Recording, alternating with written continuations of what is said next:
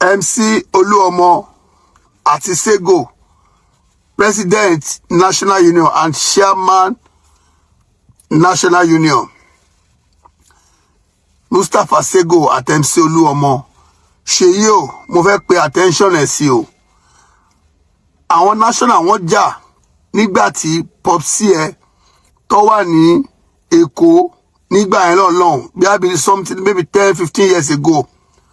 8 or 10 years ago or 12 or let's say 15 years ago. Àwọn National Union wọ́n jà o, wọ́n bára wọn jà gan. Na your Popsi settle the matter for them. Till then, till now, no issue. All of them, they understand each other. So now, Sego at MC wọ́n jà. Ìjà yẹn ò tán lẹ̀. Mo gbọ́ pé ó ti pè wọ́n ní ìgbà kan rí, but still náà ìjà yẹn ò tí tán. Ìjà yẹn ò tí tán. Seyi o, mo fẹ́ kó pe Sego at MC. You have to settle this matter for them.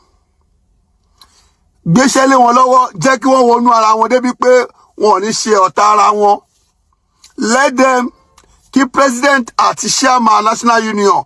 Gbéṣẹ́ lé àwọn méjèèjì lọ́wọ́ débi pé ó máa di ọ̀rẹ́ ara wọn. Táwọn bá ti di ọ̀rẹ́ ara wọn, àwọn tó kù tọ́jọ́ ń ṣiṣẹ́, ó máa ṣe kíni, ó máa unite, ó máa jọ wà papọ̀.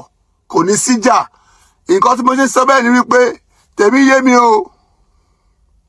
Tèmi yé mi o. Tèmi yé mi ní fi gbogbo ẹni sọ̀rọ̀ tán. Please, we have to sort this matter. And that one alone.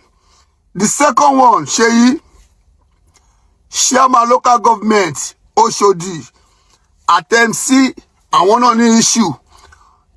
Oshodi náà Ogunrege, Oshodi Ogunrege, settle this matter. You are the leader that we are looking up to. Please, Seyi, MC, Sego, can do, Chairman local government, Oshodi. Ìjà wà ńlẹ̀ gidi gan. Please, we need to settle this issue. That's why I'm doing this video. All Lagosians, please, and all Nigerians, including Lagosians, because MC is what? MC Oluomo is the president of National Union all over Nigeria.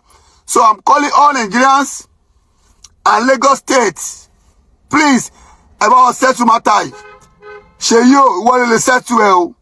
Lẹ́yìn Ọlọ́run, ìwọ lè settle ìjà ìmú mọ̀kan tí mò ń sọ o. Mo ti pè lánàá, mo ti bẹ́ẹ̀ sọ lánàá. Seyi, jọ̀ọ́ nítorí Ọlọ́run.